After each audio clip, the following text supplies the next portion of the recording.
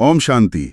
सभी रूहानी भाई बहनों का इस चर्चा में स्वागत है। ओम शांति। आज हम एक बहुत ही गहरे और अद्भुत विषय को विस्तार से समझने वाले हैं। जी।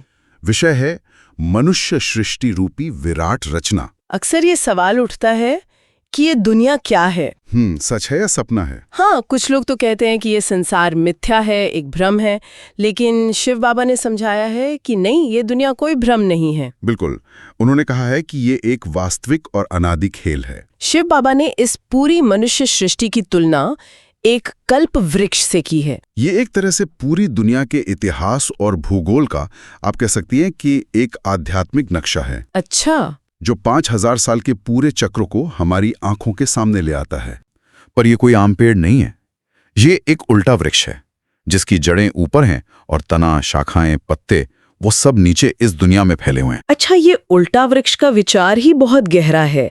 मतलब जड़ें तो शुरुआत होती हैं, तो क्या इसका मतलब ये है कि हमारी असली शुरुआत इस दुनिया में नहीं बल्कि कहीं ऊपर हुई है? आपने बिल्कुल सही नब्ज पकड़ी है। इसकी जड़ें, इसका बीज स्वयं परमात्मा शिव हैं, जो ऊपर आत्माओं की दुनिया में हैं, और वहीं से हम आत्माएं इस मंच पर अपना पार्ट बजाने आती हैं। तो आज चलिए इसी वृक्ष की एक यात्रा करते हैं। बहुत बढ़िया। तो अगर हमें सृष्टि की शुरुआत को समझना है तो हमें इस वृक्ष के तने से शुरू करना होगा, है ना? जी, वहीं से शुरू करना होगा। तो चलिए वहीं से शुरू करते हैं। ये बुनियाद कैसी थी? जब दुनिया नई नई थी तब जीवन कैसा था? शिव बाबा बताते हैं कि सृष्टि की शुरुआत में था सतयुग, जिसे स्वर्ण युग या द गोल्डन एज भी कहते हैं। यह इस कल्प वृक्ष का सबसे मजबूत, सबसे पवित्र हिस्सा था। उस समय की दुनिया आज की दुनिया से बिल्कुल अलग थी। कैसे? विश्व में एक ही धर्म था, आदि सनातन देवी देवता धर्म, और एक ही राज्य था। एक मिनट, कोई अलग अलग देश या सीमाएं नहीं थी? मतलब एक तरह के ग्लोबल गवर्नमेंट आप कह सकते हैं। एक विश्व, एक परिवार, और उस राज्य के शासक थे श्री लक्ष्मी और श्री नारायण। अच्छा। और सबसे सुंदर बात ये थी कि यथा राजा रानी तथा प्रजा, जैसे वो दैवी गुणों से भरपूर थे वैसे ही सारी प्रजा भी थी। मतलब हर मनुष्य 16 कला संपूर्ण निर्विकारी और दैवी गुणों से संपन्न था। इसीलिए उन्हें मनुष्य नहीं देवी देवता कहा जाता था। वाह! मतलब हम जिन्हें आज मंदिरों में भगवान समझकर पूजते हैं, वे उस समय असल में इंसानों के रूप में इस धरती पर थे।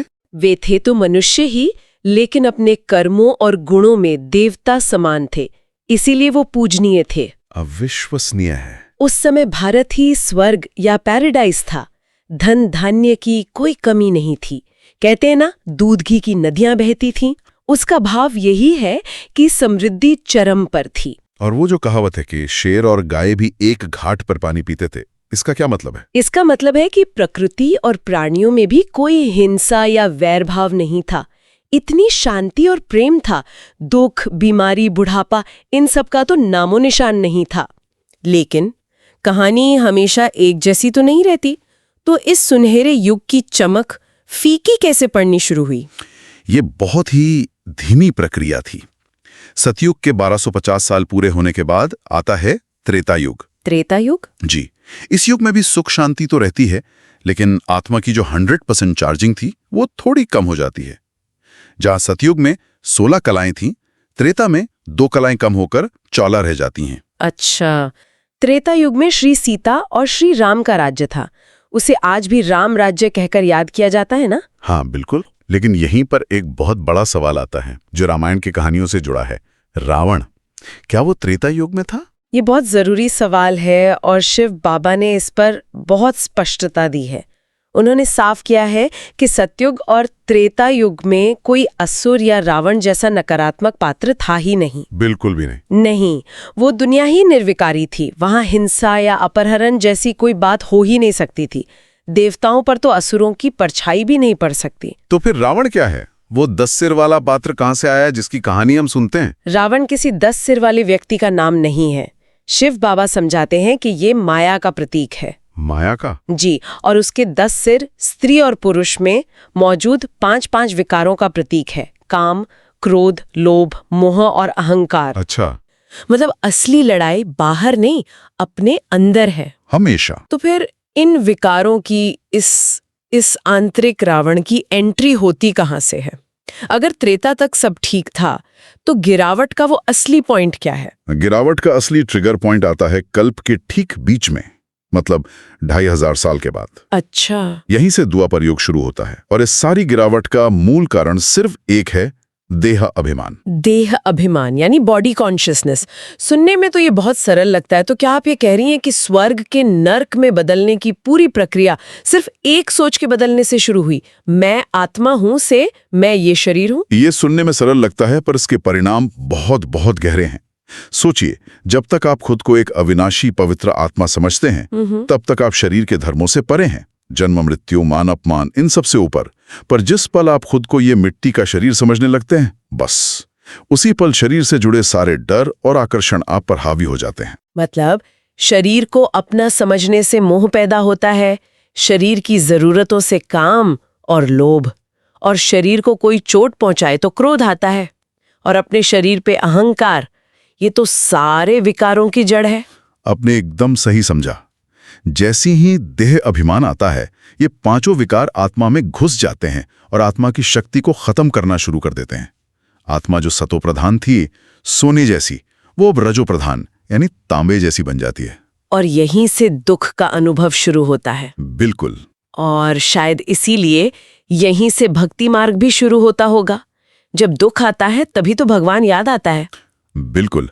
जब आत्माएं दुखी होती हैं तो वो सुख को याद करती हैं जो उन्होंने कभी अनुभव किया था। उन्हें लगता है कि कोई है जो हमसे ऊपर है, और बस वो उसे पुकारना शुरू कर देती हैं।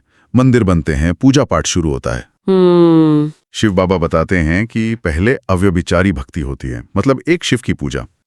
फिर धीरे धीरे वे देवी देवताओं की मूर्तियां बनाकर पूजने लगते हैं, श्री नारायण, श्री राम, जिनके जैसे वे खुद कभी हुआ करते थे। अच्छा, तो ये वो मोड़ है जहां दुनिया एक धर्मी से बहुधर्मी बन जाती है।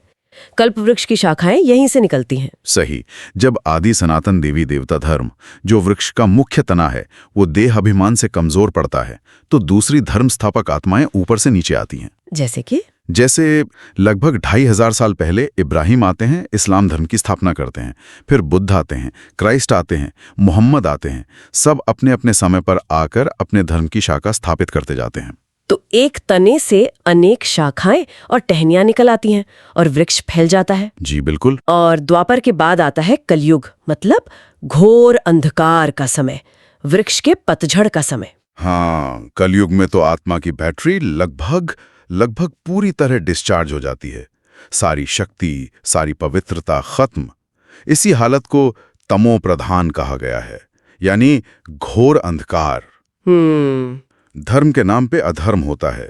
लड़ाई झगड़े, दुख, अशांति, बीमारियां, ये सब घर घर की कहानी बन जाती है। और भारत, जो कभी विश्व का सिरताज स्वर्ग था, वो इस समय तक आते आते पूरी तरह से पतित हो जाता है। बिल्कुल। शिव बाबा यहाँ महाभारत का एक बहुत सटीक उदाहरण देते हैं। अच्छा? जैसे शास्त्रों में कहानी है कि यादवों के पेट से मूसल निकले और उन्होंने अपने ही कुल का विनाश कर दिया। बाबा कहते हैं ये कोई कहानी नहीं, ये आज का सच है। आज का सच कैसे? आज की जो शक्तिशाली देश हैं, वो ये जो विनाशकारी मिसाइल्स बना रहे हैं, ये मिसाइल्स ही आज के मूसल हैं, जो अपने ही कुल यानी मनुष्य जाति के विनाश के लिए तैयार किए गए हैं। और भारत के अंदर की स्थिति के लिए कौरवों और पांडवों का उदाहरण है। हाँ, बाबा समझाते हैं कि आज भारत के अंदर ही कौरव हैं, मतलब ईश्वर से विमुख, देहाभिमानी लोग भाषा, धर्म, जाति के नाम पर आपस में लड़ रहे हैं। जहां कभी शेर गाय एक घाट पर पानी पीते थे, वहां आज भाई भाई का दुश्मन है। ये महाविनाश का समय है। ये तो बहुत ही निराशाजनक तस्वीर है। स्वर्ग से शुरू होकर एक ऐसी दुनिया तक पहुंचना जहां हर तरफ विनाश की तैयारी है। इस कहानी में आशा की कोई किरण है भी या नहीं? यहीं पर इस ज्ञान का सबसे बड़ा रहस्य और सबसे बड़ी खुशखबरी छिपी है। वो क्या है? शिव बाबा बताते हैं कि जब कलयुग का अंत अपनी चरम सीमा पर होता है और नए चक्र यानी सतयुग की शुरुआत होनी होती है, तो इन दोनों के बीच में एक बहुत छोटा सा लेकिन सबसे महत्वपूर्ण युग आता है। सबसे महत्वपूर्ण? जी, इसे पुरुषोत्तम संगम युग कहा जाता है। संगम युग मतलब दो युगों का मिलन, कलयुग का अंत और सतयुग की शुरुआत का संगम। और यही वो समय है जो अभी चल रहा है। बिल्कुल, ये वही कल्याणकारी समय है। और इसकी सबसे बड़ी विशेषता यह है कि इसी समय पर स्वयं परम पिता परमात्मा शिव इस धरती पर आते हैं। स्वयं परमात्मा आते हैं? हाँ, जैसा गीता का महावाक्य है, यदा यदा ही धर्मस्य ग्लानिर्भवति भारत, जब धर्म की अति ग्लानि होती है तब मैं आता हूं। और वो कैसे आते हैं? वो किसी दिव्य शरीर में या गर्भ से जन्म लेकर नहीं आते। वो एक साधारण अनुभवी मनुष्य के तन में प्रवेश करते हैं, जिन्हें वो प्रजापिता ब्रह्मा नाम देते हैं। इसी दिव्य अवतरण की याद में शिवरात्रि का त्योहार मनाया जाता है।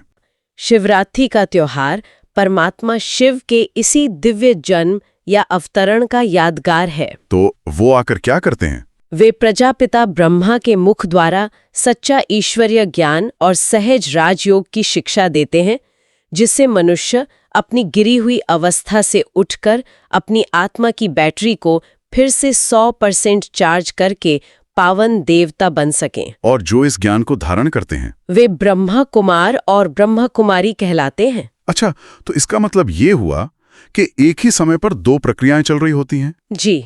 एक तरफ नए संसार की स्थापना और दूसरी तरफ पुराने संसार का विनाश। दोनों एक साथ? एकदम सही।